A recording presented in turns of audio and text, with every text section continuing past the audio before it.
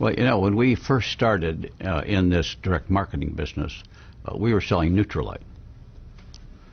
The market to us at that time was very unfriendly. The market said, nobody needs this stuff. Doctors said, nobody needs this stuff.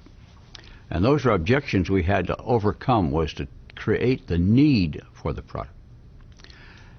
When we started Amway, we tried to get products where we didn't have to explain the need. We just said, here's a product that'll keep the dust off the floor. Here's a product that'll wash your clothes better. We didn't have to tell them why they had to wash your clothes and that was a good idea or any of that stuff.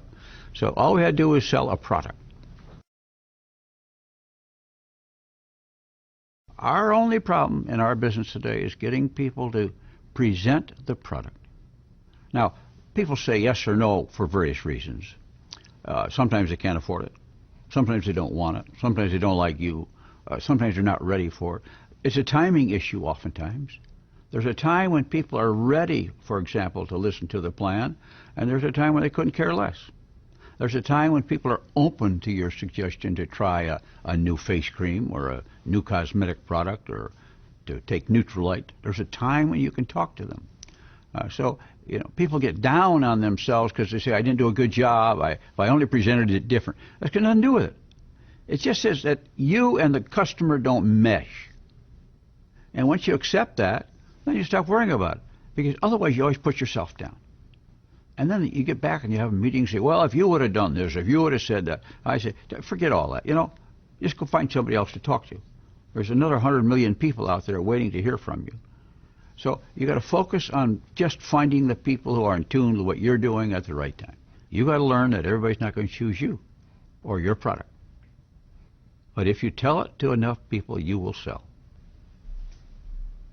I used to have a stack of cards in my desk drawer when we were just starting, of all the distributors that we had personally brought in the business who quit. And a little stack of distributors who stayed. And I used to take the two stacks out and say, look, these are all the ones who, sometimes I drop them just to magnify how many of them there were, who got in with us and quit. And these are the ones who stayed. So you learn to live with the fact that a lot of people don't want to be in what you're in.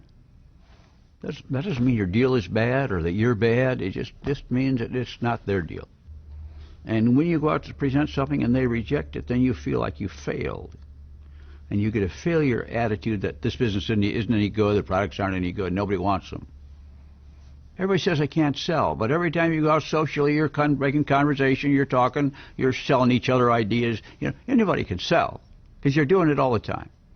You're trying to sell your kids on getting home on time, or you're trying to tell your kids to study harder. You know, you're selling every day, everywhere. The only difference is now you're going to get paid for it. But you are a salesman. You know, let me just go back on how Jay and I started in this business. When we started, we had to have 25 Nutrilite customers on Nutrilite Double X, because the only product we had to sell was Nutrilite Double X. Nutrilite had one product in one size, and it cost $20, and that's why they called it Double X. And we believed in the concept of the plan. It wasn't nearly as good as our plan, nearly as sophisticated, nearly as many bonuses, but nevertheless, we believed in this marketing system of being able to build a business of our own. We wanted a repeat business. And that's what we loved about Nutrilite. Every month they bought another box. Over and over. So you get ahead in life that way. If you build a customer and they keep buying, then you get more customers and they keep buying, and pretty soon you got a real business. That's what we have today. And so in cosmetics, you reuse them. In household products, you reuse them.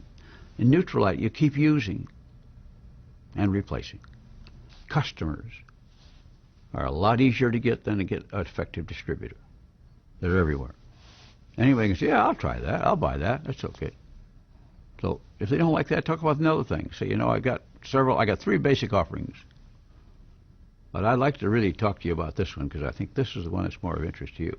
And if it goes to the other one, then talk artistry. And if they go elsewhere, talk household. But the distributor, the person who's selling, only has to know a little bit about each one of these products.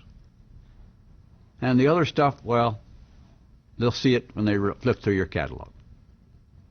You focus on selling Nutrilite, Double X, or the starter brand, I don't care.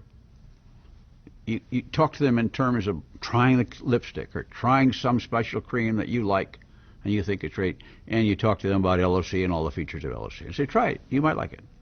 The company has the responsibility of making the very best products with a good sales pitch for them.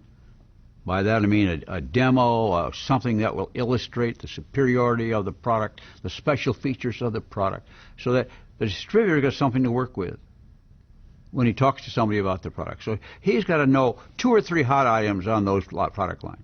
And he can start talking about Nutrilite, and he knows Nutrilite, farms, quality, 60-year history, old-time established company that knows how to make these things, running big farms, 3,000 acres here and 1,000 here and 1,000 there. This company grows its own goods. That's all you got to know.